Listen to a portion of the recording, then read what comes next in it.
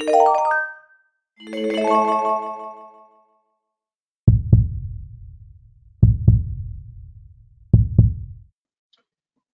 guys, my name is Alex Kirby at Throw Deep Publishing, and this is the first episode of what's basically kind of an experimental thing for us. We're going to have coaches on here, not in a set schedule per se, but we're going to have some guys on here just to talk some ball, and it's a little bit shorter segments.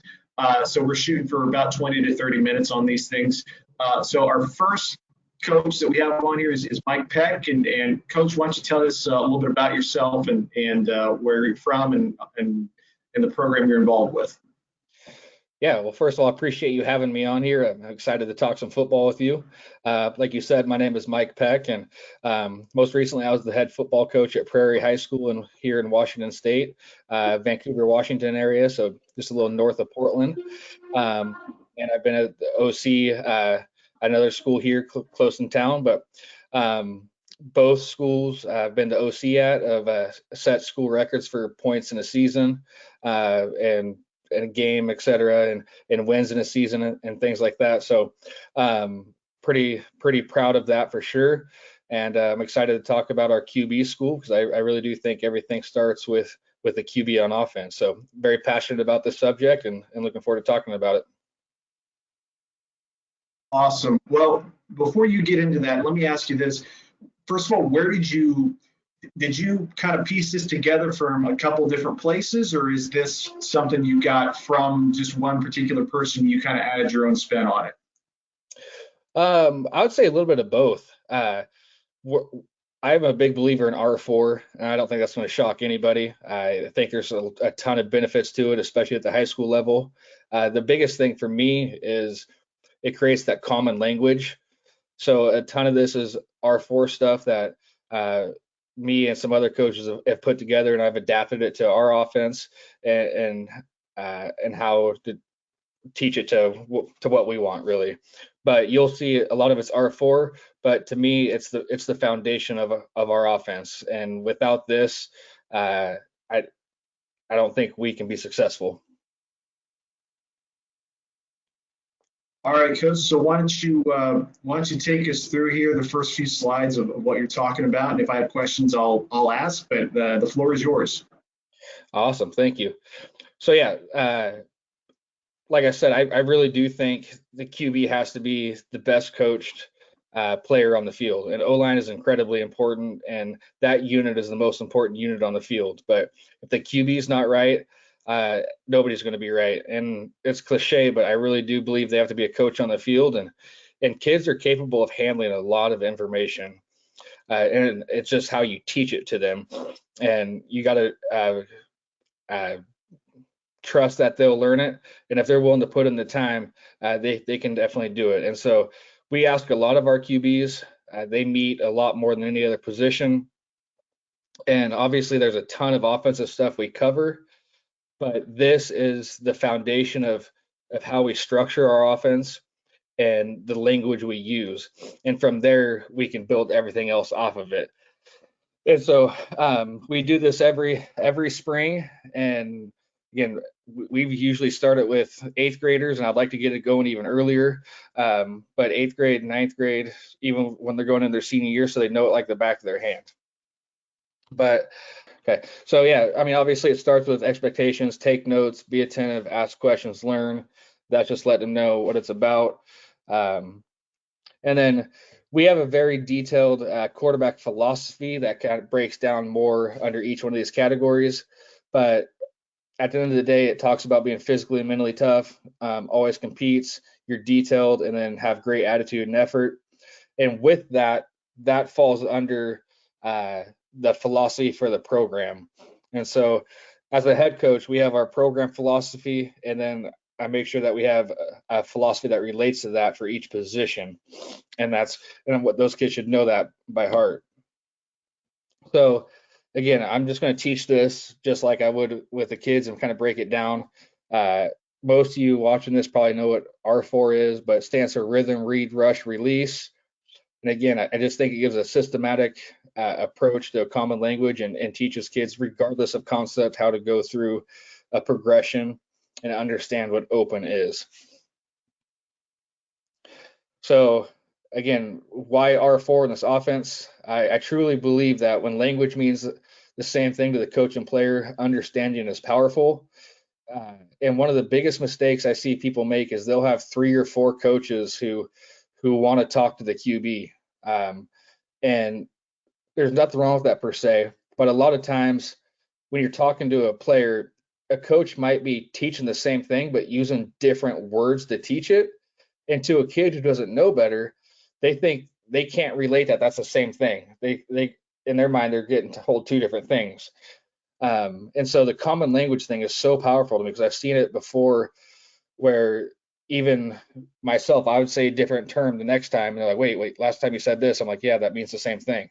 But this kind of lays out exactly the language that we're going to use. So there's some benefits to R4, obviously, is like I love that pressure seen as an opportunity, not a threat. Kind of like if you see zero, be a hero. I love that analogy. When a lot of people get scared to cover zero or man, I love when we get man coverage. A lot of potential for big plays. Defense wants to delay the decision by QBs. With our offense, we'll speed it up. I'm a huge believer in this. For every area of the field that is covered, there's another area that isn't covered. There's 11 people on defense, 53.5 yards, and then however much space vertically. There's going to be open space to take advantage of. And the whole idea is to be able to create a rapid cognition in you that enables you to take advantage of the immediate weaknesses of the defense. And I think how we teach R4 paired with the offense, it allows us to do that. So, like anything, and Coach Maddox talks about this in his books. Hey, Coach, real quick. Yeah. Real quick. Sorry, I had myself muted there accidentally. Just not to go into too deep of X's and O's, but just a question. Like you said, a lot of people know what R4 is. And I think some people kind of relate it to maybe an up-tempo spread offense, throwing the ball all over the place. Is that what you do, or are you a little mix of both run RPO? Are you a little bit different? What do you guys do offensively, and how does that mesh with the R4 philosophy? Yeah, I think one of the beautiful parts of R4 and one of the strengths of it is it's not an offense. It's more of a communication system and how to read defenses. And so it can apply to any offensive system you run. At my old school, we were more of an air raid system where we were throwing the ball 40 times a game. And we used R4. Where I've been the head coach the last 5 years, we've been more of a power spread system, running power and counter, a lot of RPOs, play action. And in 2019, we scored 45 points a game and led the state in scoring. And it was a completely different looking offense compared to my old school. But the R4 terminology and how we went through our progressions and read defenses was the exact same. So it can apply to anything you do, and I think that's the beauty of it. And honestly, just to even get in deeper, it's the same system that we ran at the other school, but it's just highlighting and tailoring it to the strengths of the players we had at Prairie. And I think that's any system. When I was talking to coach today, like your system should be able to get in a 21 personnel I formation or an ISO or power. In the very next play, be able to get to empty and run 4 verts with a shallow tag. System should be flexible enough to do that in an easy way. And so, yeah, that's a little bit detailed, but I'm a big believer in that. No, that's great. That's a great way to look at it. I think that answered my question because I just full disclosure, I've read some of Doug Maddox's stuff, and it's obviously really great. But I'm not in the system. Like I'm not sitting there studying it every day. So you have a much better understanding of it than I do. So that did answer some questions for me. Awesome. I love it. Yeah, and like anything else, the beauty of football is there's a million ways to do things. And this is just obviously I've taken what Dub has worked on and using it, and it's been successful for us. And but again, there's a million ways to do things. Find what works for you, right? Mhm. Awesome. So yeah, just getting back to this, like anything good with people who plan, they've mapped the battlefield. The football field happens to be that. In this case, again, you have your 5 vertical tubes. The hard decks between 7 to 10 yards can change depending on athletic ability and however you grade the DBs. But again, this allows you to use common language and gives the QB an idea of uncovered versus or uncapped versus capped, pre-snap, etc. So moving on to the next slide. It's a little, sometimes it's lagging a little bit. Okay. Yeah. Okay. So the next thing we talked about, and this is, again, I'm a big believer in this, the accelerators, because I think one of the most undertaught things with high school QBs is how to go through your progression and what is open. And the beauty of R4 is that it defines that. I mean, I can't tell you how many times I've heard just throw it to the open guy or something like that, or throw it to grass. Well, what's that mean? And how do I get there? So for us, again, the accelerators are huge. Again, accelerator is how you move from one route to the next in your progression. There are 3 of them. So cushion, collision, and cap, and it kind of goes in that order. And then using the accelerators, you can cycle through every option on the field by seeing immediate weaknesses and breakdowns in coverage faster than the defense can react. And so the big part of this is it lays out how to go from one read to the next and why. So getting into cushion, it talks about the cushion that DB gives to the wide receiver in their vertical tube, gives you an idea pre-snap, but most importantly, post-snap. So again, we talk about this all the time. Pre-snap will give us an idea. Post-snap will validate, because defenses are stagnant, or they aren't stagnant. They're going to move around, the good ones at least. And so pre-snap, you can kind of get an idea, but post-snap, where they're at will validate what you're thinking. And so the general rule, the faster your DB drops on a rhythm route, the faster you accelerate to the read route. So example is you have a post or a fade and the cushion tube. If he's below the hard deck, the corner is at 6 yards, you think there's a good chance of that being open or becoming open. But if you're taking your drop and he bells into a deep cover 3 look, now you can accelerate to your next read as you're taking your drop. And so you know what you're looking for and why. That's just a simple example.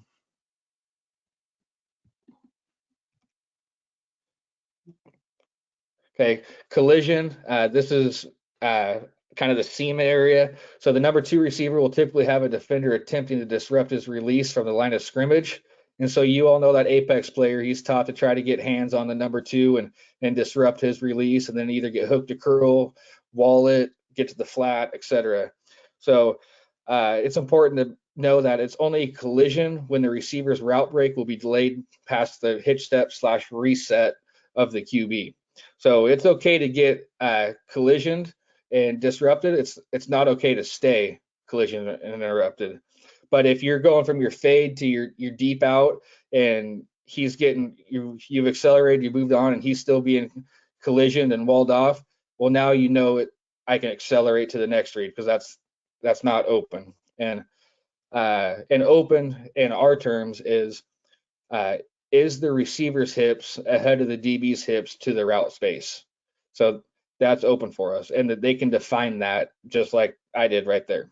So again, if you're hitching after moving on from your rhythm and the receiver is getting collisioned, that's your next accelerate to move on to your rush route. So, Coach, as you're going through these, how long does it take? And I know we're not all the way through all these principles that you're talking about, but how long does it take once you introduce this to a kid? You said you started at about 8th or 9th grade level. Like, how long does it take them to be somewhat proficient enough? And obviously a senior is going to be better at it than an 8th grader, right? So there's different levels to it. But how long into this teaching progression in the off season do you feel like what's a successful off season for you? What does that look like in your mind for these quarterbacks? Well, the nice part about this is I think, I know 8th graders and up can get it really easily, because it's like anything else. They can study it and learn it. But again, it goes into how you teach it. So for us, this part, going over the PowerPoint, is probably a 2-week process. And so it's going to be, obviously we're short on time here, but we would meet and slow this way down. when we're talking and get a lot more detailed. But we start with this, and obviously we break it down a lot more. We get on the whiteboard. I'll get on it. I have the QBs get on the whiteboard. We have quizzes that we take. So we'll have a day of covering, say, 4 or 5 slides. The next day they take a quiz on the slides that were covered. So it's literally just like you would in a school setting, and it's all in the classroom. And then once we cover all the foundation of this, now we start installing the offense and how it fits together. So example, 4 verts, here's your rhythm, here's your read, here's your rush, etc. And here's your footwork to go with it. So the first part is we install this in the classroom, then we install the actual offense in the classroom, and then we go out to the field and we work through the footwork of it, install it as a position group, then as a like group, say you got your QBs, receivers, and then we do it as a full team. But what I've found though is this is kids pick it up really fast because it makes sense and it's a system. Just like what you want with your offense, whether you're talking R4 or not, just your offense, you want a system that has things that fits together and builds off each other. Well, how we structure our progressions, read defenses, and identify what's open, it's a system that builds off each other. So the two go hand in hand, and it makes a lot of sense. So the beauty of it is I could install a random play, say the 5th week of the season, and just by how the routes are drew up, they will know their progression of footwork that goes with it. Even if it's brand new, hey, I got the post, that's my rhythm. There's a deep out, I got my read. And here's a shallow, I got my rush, or whatever it may be. And so they know 1, 2, 3 post, reset out, reset again, I got my rush. If that's not there, now I'm either throwing it away or taking off. And what's beautiful is now they can actually throw it away with a new rule change. Yeah, exactly. But that's and it, like the kids understand it, like the how you read certain plays don't change. And I know some people are a big fan of that. Sometimes you want to read low to high, etc. But I'm a big advocate of reading high to low because I want to take advantage of that vertical space if it's there and be aggressive. And with the accelerators and how you teach kids, they're going to know when that's not there. And so you can cancel that pretty quickly in your drop. And now it kind of does look like you're reading high to low, because there's times where I've had QBs accelerate from their rhythm vertical route they're throwing the rush to the flat by the time the 3rd step hits. So it looks like they're reading low to high, but they're just able to process that during their drop and understand where the weakness was and where to put the ball. Interesting. Yeah, now I'm getting too detailed. Again, we can go if we went over this whole thing. This is great. You're not getting. There's no such thing as too much detail, Coach. This is awesome. Love it.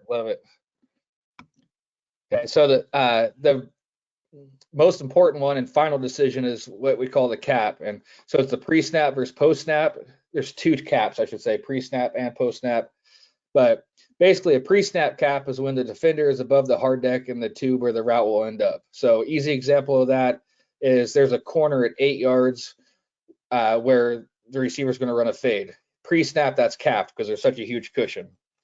If he's up within 7, or he's like at 5 yards, that's uncapped, meaning there's not a big cushion. There's a good chance that comes open, which is the receiver's hips ahead of the defender's hips to the route space. But post snap is exactly what I just said. The defender's hips are ahead of the wide receiver's hips to the route space. So I'm taking my drop. For some reason, whatever happens, the receiver has his hips even or ahead of the DBs to the route space, which we're talking fade right now. We know we can hit that 3rd step and let it fly. And it's so important on rhythm routes to hit that 3rd step and go. We can't hit our 3rd step, buzz, and then throw, because the whole idea is the routes are constructed to where they're timed up with the QB's footwork. So and route separation occurs on route break. So if I'm hitting my 3rd step, that's when the receiver should be hitting his break on his route, whether it be a post or a fade, that's where the separation occurs, and I better be getting that ball out. If I reset, that's after the route break has occurred, and it allows the DB to make up that space, which you see all the time in high school, where a QB will 1, 2, 3 and reset, and at route break, the fade or the post is open, but because he reset and threw it after that, the DB was able to catch up and make a play on it. And so throwing on rhythm is incredibly important, and making sure you're tying your progression to your footwork.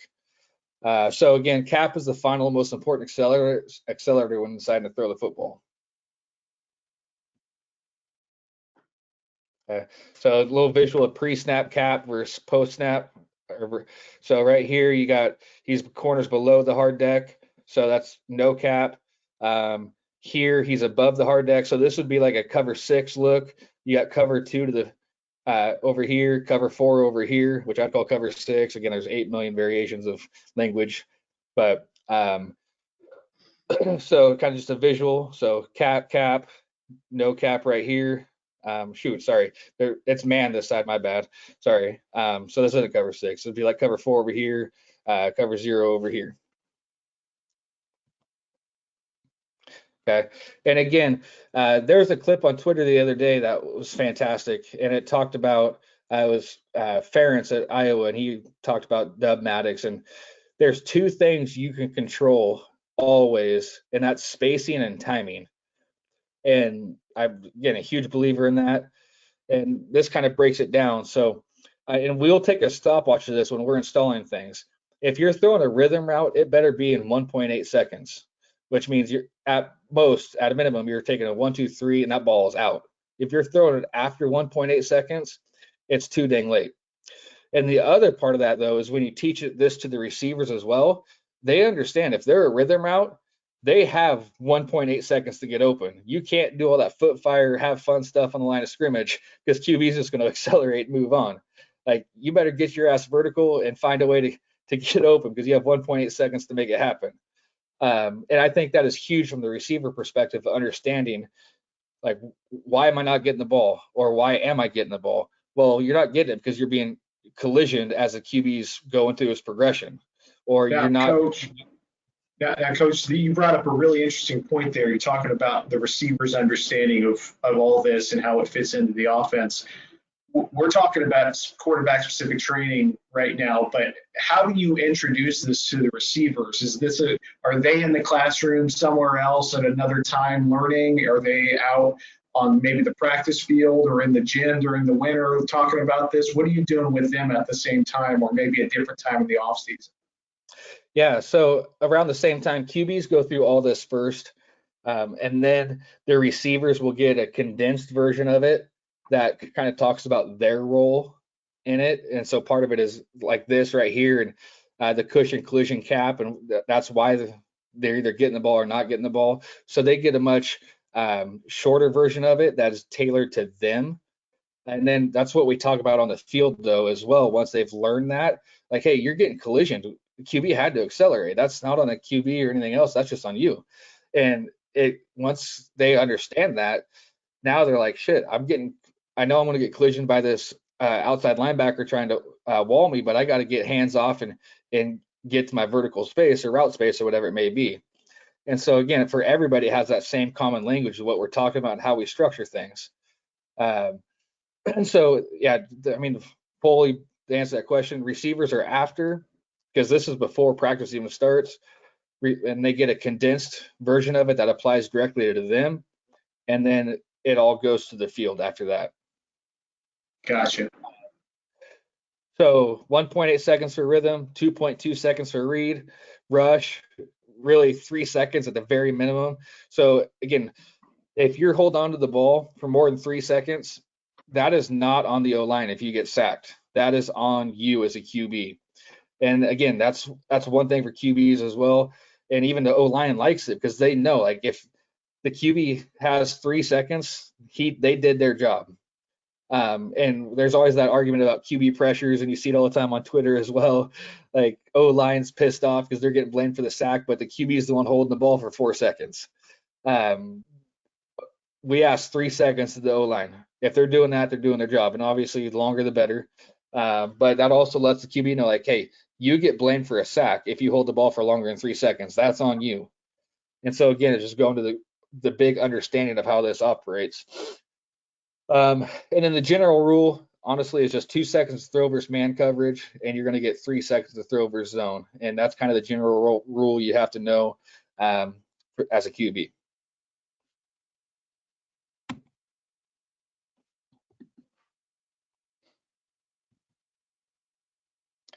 Okay. So from there, we talk about what rhythm routes are, what read routes are, rush routes, etc.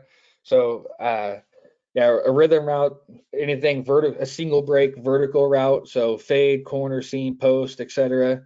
And again, that route break should coincide at about 1.8 seconds, which is when that QB is going to hit his third step and get the ball out. And again, it's incredibly important for the receivers to know that and the QB to know that. Read routes are kind of the intermediate routes. And again, one of the things Dub talks about in the book is how the intermediate area of the field is the least attacked in high school. It's either quick game or just vertical. This is a big weakness of defenses because they never really have to defend it.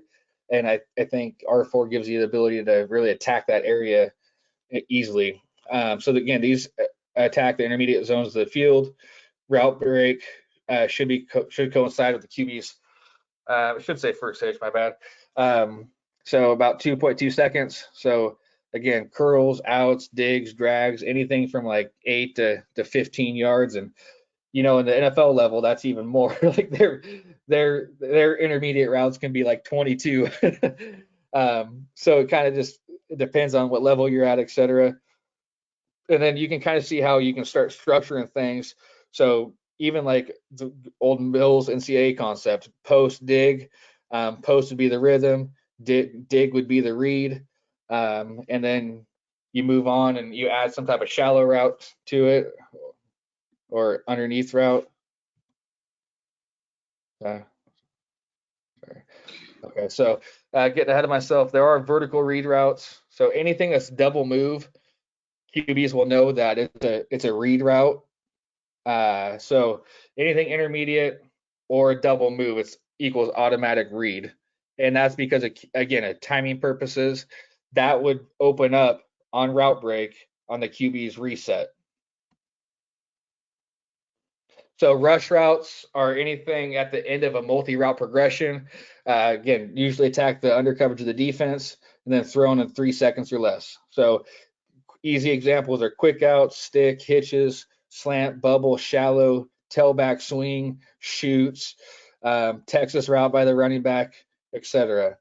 Anything underneath really. And there's a key point that if you feel the rush, throw the rush. And that's an example of where, like, I might have a post dig shallow concept. But I feel pressure. So when I hit that third step, I'm gonna throw that shallow and replace the blitz right away. And it might look like you're reading low to high or etc.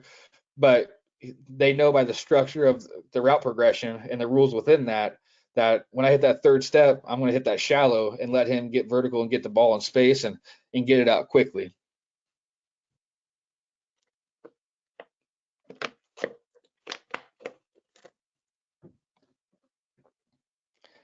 And there's other rules in here, like two rhythms make a read, which we get into and obviously talk a lot about. I'd love to throw in notes in here just about leadership and what it takes. So here's a slide on champions and so they kind of see different things like that. And then we get into coverage identification. And I know there's always that big debate in the QB world and even OC world. Do we need to teach QBs coverages and what coverages are what, et cetera, and things like that?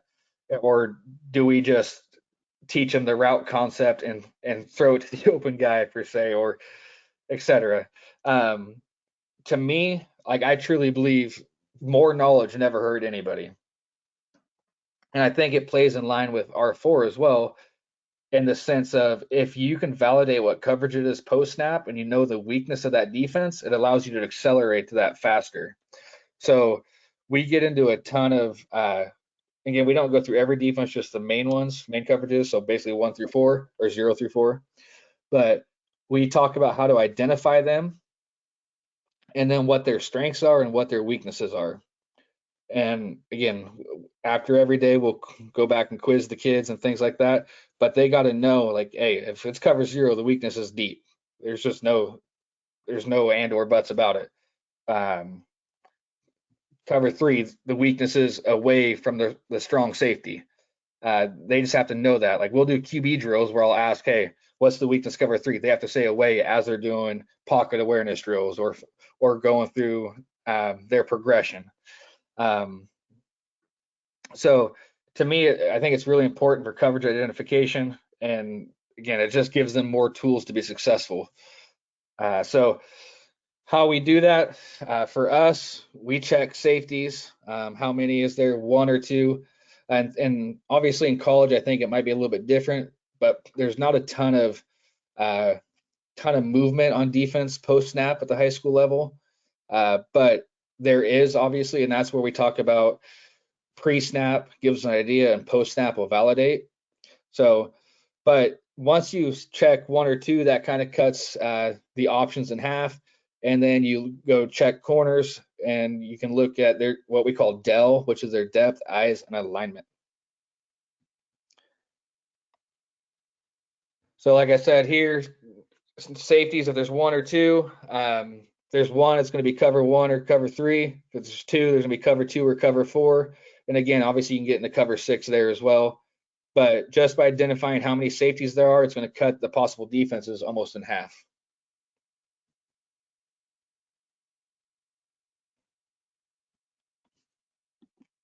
Come on.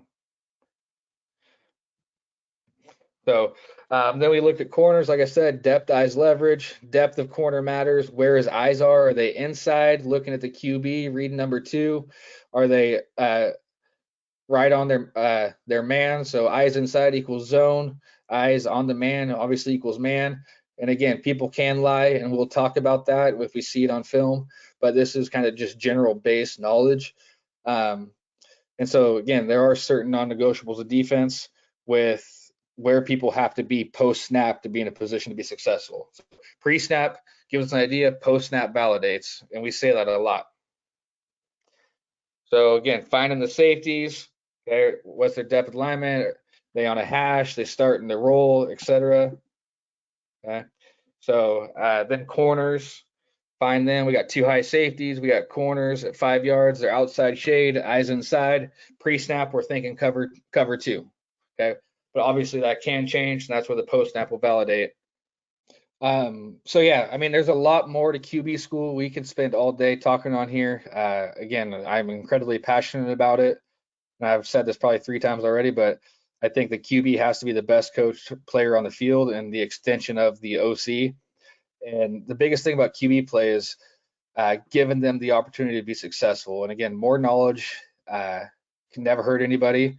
And the combination of how we teach things through R4 as the foundation and then apply it to our concepts and then going through how we read defenses and go through the progression, I just think it's a perfect combination. And whether you're an R4 guy or not, I truly believe if you're not doing a QB school with at least your QBs, you're doing a disservice to them. And it's all about, to me, doing everything you can to put your kids in a position to be successul.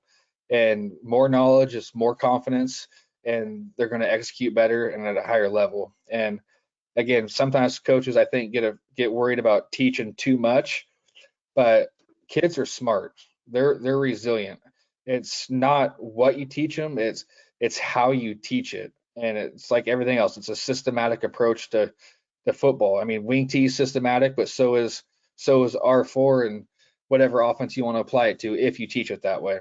So football's fun, a million ways to do things. I had a blast being on here. I can't wait to do QB school wherever I'm at this spring, and I love talking football.